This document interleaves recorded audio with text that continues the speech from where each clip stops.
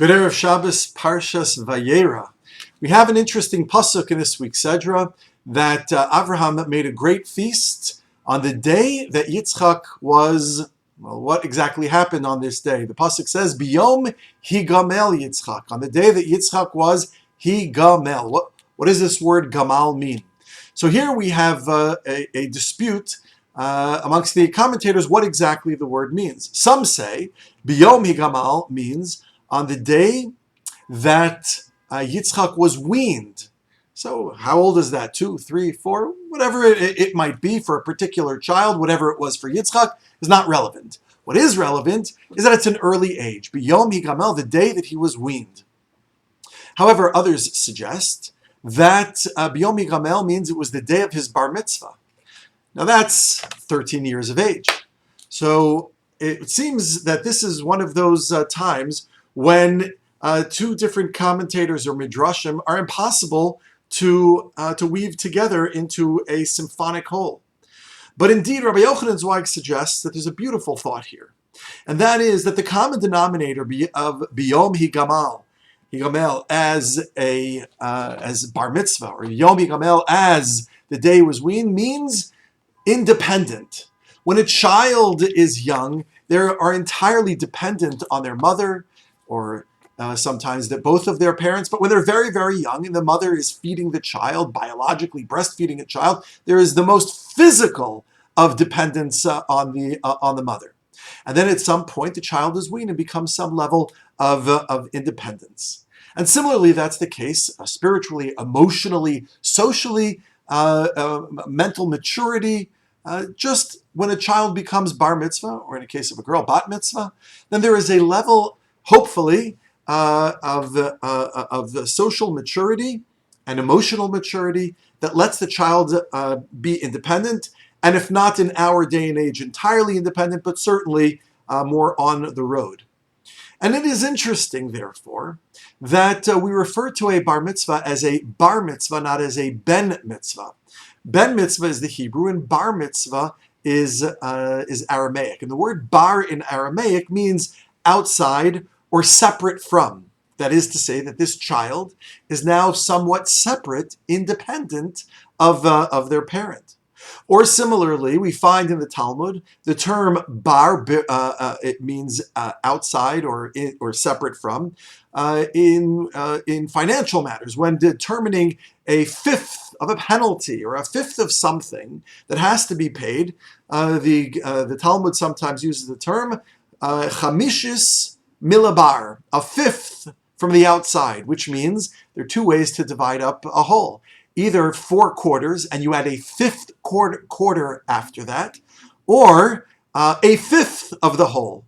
So what is the fifth that we're talking about in any particular case in the Talmud? So the Talmud says sometimes it's chamishis milibar, not a fifth of the whole, but rather take 4 quarters and add on a fifth quarter on the outside. Okay? So we see that the term bar means outside or separate from. Similarly, or conversely, the term ben in Hebrew is connected etymologically from the word binyan, which means a building or an attachment, a coming together of. You cannot build a building if you have bricks strewn across the streets. But you have to take the bricks and you have to connect them and attach them one to another, and by so constructing this attachment of one to another to another to another, a building will emerge. Ben is the notion of attachment or dependence, and bar is the notion of separateness and independence. And this was the joy that Yitzchak was celebrating, that Avram was celebrating about Yitzchak. Biyom higamal, it was the day that he was becoming independent. Often in life, there's a psychological impulse that we want people to be dependent on us. There's a sense of power, a sense of pride, a sense of position when people are dependent on us. And what the Torah is telling us is that first, when it comes to parenting or being a grandparent or even just being a good friend, what is powerful is not to make the child or the grandchild dependent on us, or the friend who is in a who is in a compromised position to be dependent on us, or a spouse, or a family member, or a coworker to be dependent on us, but rather the most powerful thing that we can do, the most healthy thing that we can do, the most spiritually profound way to approach our relationships is to cause those in our orbit to have the knowledge, the confidence to be independent, to manage and to confront the challenges in their life with our support as necessary, but to have that sense of inner strength to be able to manage challenges as they come their way.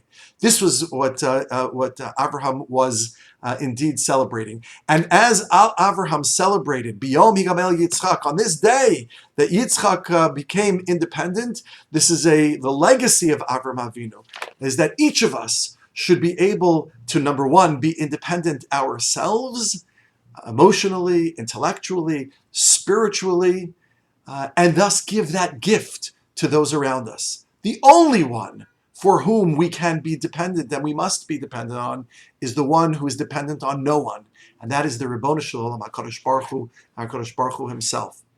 May HaKadosh Baruch Hu bless us with the sense that we can give strength and succor and support to all those around us, and at the same time have the humility to understand our complete and total dependence on the one above. Good Shabbos.